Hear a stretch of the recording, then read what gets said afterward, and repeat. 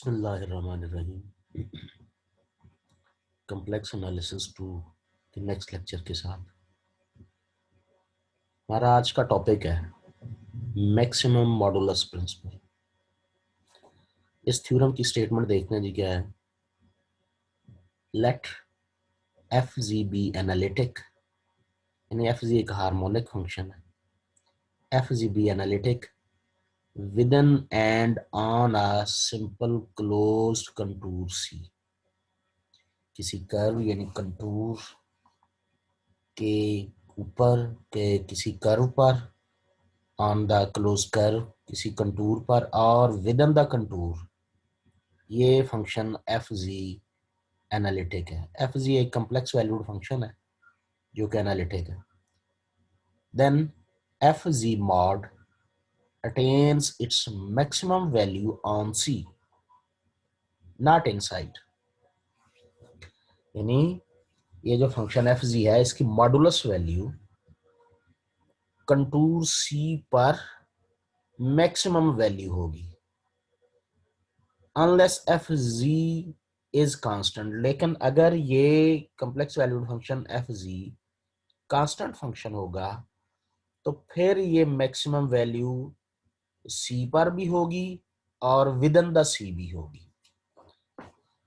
In other words, if m is the maximum value f of z mod on and within c, then unless f is a constant। अच्छा, maximum value को नाम दे दिया गया m is the maximum value within and on the contour c। वो maximum value होगी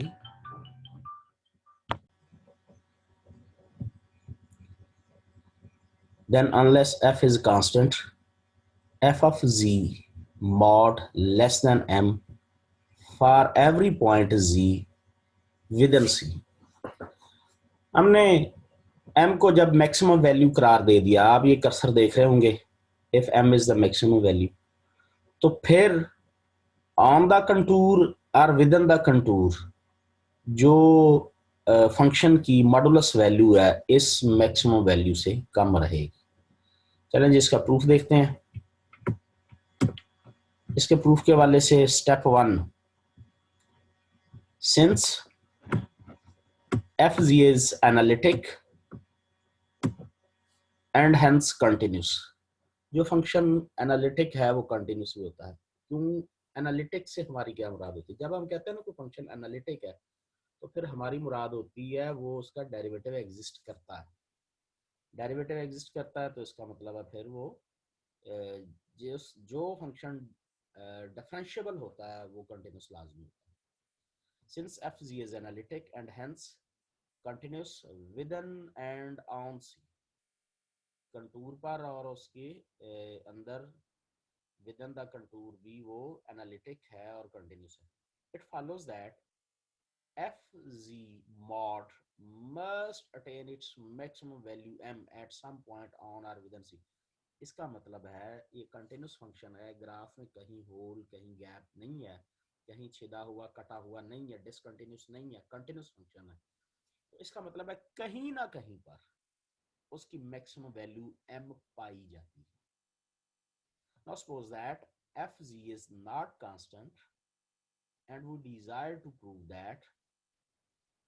अब हम ये फर्ज कर लेते हैं कि fg कांस्टेंट फंक्शन नहीं, तो फिर हमें क्या साबित करना पड़ेगा? fg mod takes the maximum value m at some point on the c, कि ये जो मैक्सिमम वैल्यू है fg mod कहीं ना कहीं पर तो ये हासिल करेगा। Suppose this value is not attained on the boundary of the C, but it is attained at the point within the C।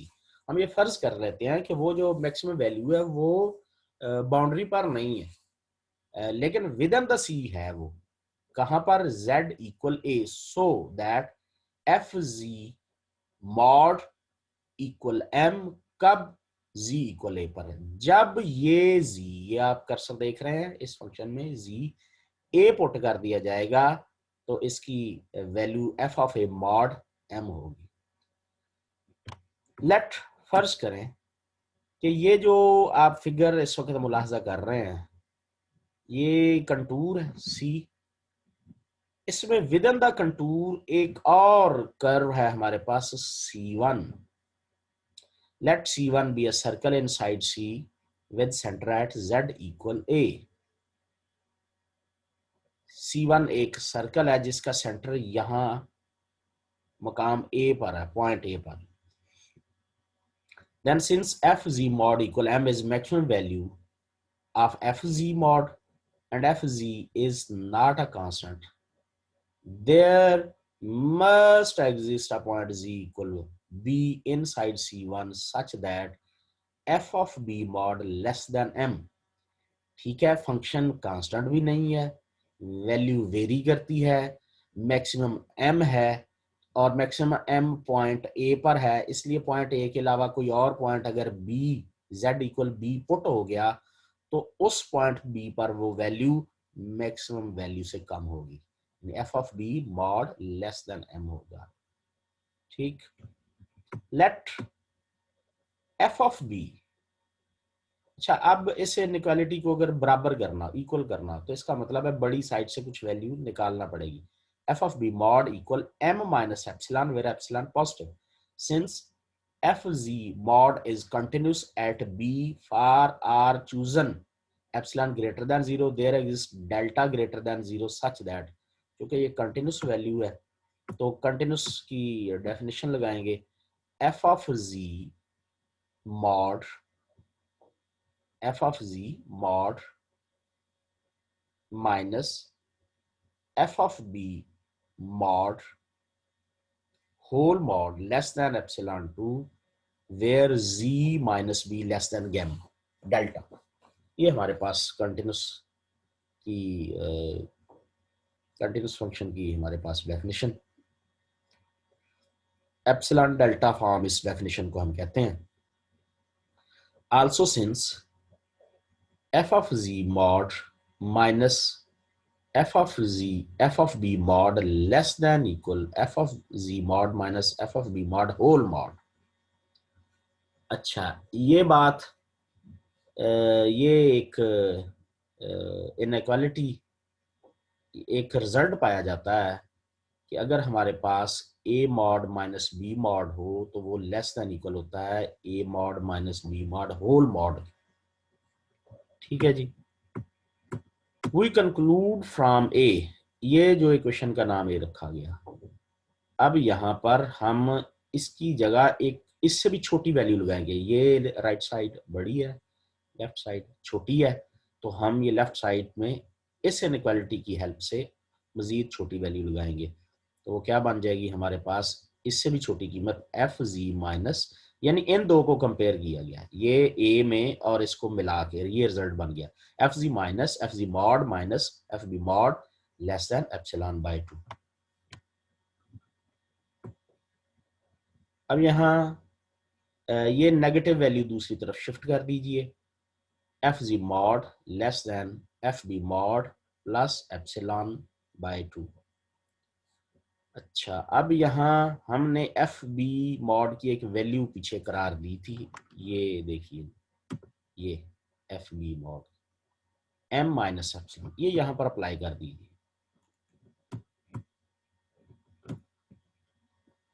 F b mod की वैल्यू एम माइनस एप्सिलॉन, ये प्लस एप्सिलॉन बाय 2. अच्छा, ये इससे निकल जाएगी तो M minus epsilon by 2. इसका मतलब है F G mod less than M minus epsilon by 2 for all points Z. हमारे पास ये रिजल्ट आ गया. अब एफ जी मॉड की value for all points Z satisfying Z minus B less than delta, यहां से ये ली गई है, इसका वेयर दूसरा हिस्सा डोमेन से z minus b mod less than delta, that is for all points z inside a circle C3 within center B and radius delta C. Figure यहाँ फिगर में देखना जी एक दफा फिर,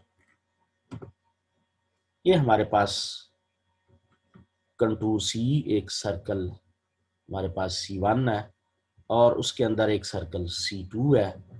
फिर एक और सर्कल C3 है। ये C3 इस तरह से बना है कि ये अगर पॉइंट P है जहां पर इस वक्त कर सकते कि QPR एक एंगल अल्फा बनाएगा यहाँ पर, ठीक है जी। तो यहाँ पर फिर now draw circle C2 within center Z equal A such that it passes through the point Z equal B. Arc QR बन जाएगी। C2 lies within the circle C3 so that this arc we have FZ mod, जो अभी हमने ऊपर result prove किया है, M minus epsilon by 2. On the remaining arc C2 we have FZ mod less than M. The radius of C2 is R equal B minus A. अच्छा, ये बात clear कर लें यहाँ पर कि सर्कल C3 में जितनी आर्क रहेगी वहां FZ की value, FZ mod value M minus epsilon by 2 से कम रहेगी।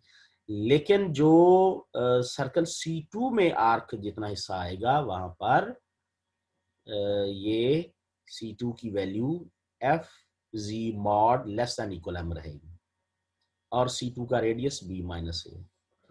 काशिया इंटीग्रल फार्मूला, ये एक बड़ा मारूफ फार्मूला है।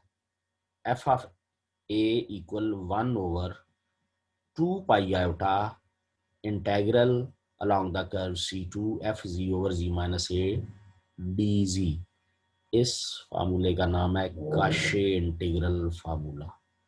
इसकी मदद से रेजिड्यू भी कैलकुलेट करते हैं, ठीक है जी। अब इस फार्मूले में कर्व C2 यहाँ Z equal A plus R E iota theta apply कर देंगे। अच्छा, जब ये Z यहाँ पे अप्लाई होगा तो फिर ये कर्व 0 से 2 पाई इसकी लिमिट्स होंगी क्योंकि ये C2 सर्कल है। और ये अब जब पुट होगा तो F of A plus R E iota theta, iota R E iota theta, R E iota theta, ये Z है ना, यहाँ से आप DZ भी निकालेंगे। जब DZ निकलेगा तो उसकी वैल्यू भी इसमें लग जाएगी और यहाँ पर भी A को इस तरफ शिफ्ट करें, Z माइनस A हो जाएगा। तो Z माइनस A की value R E iota theta यहाँ नीचे लग जाएगी और ये जो वैल्यू आपको लगी हुई नजर आ रही है ये दरअसल वैल्यू है DZ। अब यहाँ पर कुछ चीजें कैंसल आउट हो जाएगी ये न्यूमरेटर डिनोमिनेटर में, ठीक है। इन चीजों के कैंसल आउट होने के बाद हमारे पास ये आयोटा भी इस आयोटा से कैंसिल हो जाएगा। 1 over 2 पाई 0 से 2 पाई F of A plus R E iota theta d theta. If we measure theta from PQ in the anti-clockwise direction and फिर वो एंगल QPR अल्फा जिसका मैंने फिगर में आपसे जिक्र किया था, तो इसका मतलब है अब ये एक 0 से 2 पाई को दो हिस्सों में कर लिया जाएगा। 1 over 2 पाई इंटेग्रल अलॉन्ग 0 से alpha F of A plus R E iota theta d theta, ये 0 से अल्फा तक के लिए लिया था। अब अल्फा से 2 पाई के लिए भी लिख देंगे 1 over 2 pi integral long alpha two 2 pi F of A plus R E iota theta d theta। अच्छा, अब इसमें देखिएगा कि हम ये जो इंटेग्रल, ये एक प्रॉपर्टी है इंटेग्रल की, वो जरा मैं इस साइड पर जिक्र करता हूं। Integral F of Z dz less than equal integral F of Z mod dz। जब इसके मॉडुलस आ जाए तो फिर ये साइड ग्रेटर देन इक्वल हो जाती है। ये विदाउट मॉडुलस है, मॉड लिया ना जी, तो ये विद मॉडुलस है। अब यहाँ हमने इसकी वैल्यू मालूम की थी, तो F A plus R E iota theta दो हिस्सों के लिए हमने कहा था। जब 0 से अल्फा ये C3 के लिए m माइनस एप्सिलॉन बाय 2, इससे भी बड़ी वैल्यू हमने प्रूव की थी। और जो C3 का बाकी हिस्सा है उसके लिए हमने ये मैक्सिमम वैल्यू m कही थी। ये आपको एक दफा दिखा देते हैं, ये देखें C2 के रिमेनिंग पार्ट के लिए f of z mod less than equal m, और जो C2 का पार्ट C3 में आ जाता है उसके लिए maximum value m minus epsilon by 2। हमने इनकी मैक्सिमम वैल्यू अप्लाई कर दी यहाँ पर, तो इसलिए ये साइड अब इक्वल की बजाय ग्रेटर देन हो जाएगी। अब अगले में देखिए, यहाँ इंटीग्रेशन करें, थीटा आ जाएगा, यहाँ भी थीटा आ जाएगा, तो upper limit lower limit put करके इस हिस्से में alpha over 2 pi m minus epsilon by 2, इधर m ओवर 2 पाई, और इंटीग्रेशन करने के बाद अपर लिमिट लोअर लिमिट लगा के 2 पाई ओवर अल्फा हो जाएगा। अब यहाँ इसे मल्टीप्लाई करें अंदर, m अल्फा ओवर 2 पाई, इधर भी ये m अल्फा ओवर 2 पाई होगा, और जब इधर मल्टीप्लाई होगा तो यहाँ क्या होगा, अल्फा एप्सिलॉन ओवर 4 पाई। अच्छा, यहाँ ये इधर मल्टीप्लाई जब होगा तो क्या बनेगा, m नेगेटिव का m अल्फा ओवर 2 पाई, ये पॉजिटिव का m अल्फा 2 पाई, ये तो एक कैंसिल हो जाएंगे, दो टर्म्स बच जाएंगी हमारे पास, एक टर्म इधर से बचेगी, इसमें 2 पाई से कट जाएगा, खाली m रह जाएगा। ठीक है जी, तो ये बन जाएगा m, और ये वाली टर्म क्या आ जाएगी, अल्फा एप्सिलॉन ओवर 4 पाई। ठीक है, तो हमने ये कहा था कि हमारे पास f of a mod m है, बिल्कुल स्टार्ट में ये हमारी सपोजिशन थी कि अगर z इक्वल a पुट कर दिया जाए तो हमारे पास मैक्सिमम वैल्यू m आ जाएगी। लेकिन हमने अभी f ऑफ a मॉड को क्या साबित किया, हमने ये साबित किया कि ये m minus alpha epsilon over 4 पाई से छोटा है।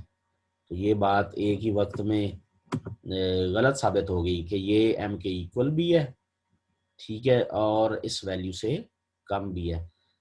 तो डी इज अब्सर्ड, ये इक्वेशन नहीं बनेगी। m can not be less then, यानी m को m minus alpha epsilon over 4 पाई से छोटा साबित कर दिया गया। ठीक है जी, यानी ये जो है अगर दरमियान से हटा दिया जाए तो ये m को क्या साबित करेंगे, less than m minus alpha epsilon over 4 pi, and it is a contradiction our supposition. thus f g, हमारी सपोजिशन किसकी contradiction, f ji mod can attain its maximum value at any point within C is wrong, and therefore f g mod attains its maximum value m only at some point on the contour C। यानी ये within the C maximum value नहीं ले सकता, बल्कि ये at contour at C value m को constant m maximum value लेगा। तो ये f ऑफ a की वैल्यू, a की कीमत इसकी m के बराबर भी हो गई और m से छोटी भी हो गई, ये रॉन्ग है, ये कंट्राडिक्शन है। तो ये हमारा आज का था maximum modulus principle. Minimum modulus principle क्या है जी, minimum modulus principle, let fg be analytic inside and on a closed contour C, and let fg not equal 0 inside C। fg एक एनालिटिक फंक्शन है, लेकिन वो कंटूर के अंदर zero value नहीं आती। Then prove that fg mod must attain its minimum value, say m, minimum value का नाम m रखा गया, कहीं ना कहीं वो मिनिमम वैल्यू मिलेगी on C and not inside C। In other words, if m is the minimum of fg mod inside and on C, then unless f is constant, अगर ये कांस्टेंट फंक्शन ना हो, कांस्टेंट हो तो फिर जाहिरा एक जैसी वैल्यू होगी, खा वो ऑन द सी हो या विद इन द सी हो, फिर एक जैसी वैल्यू होगी।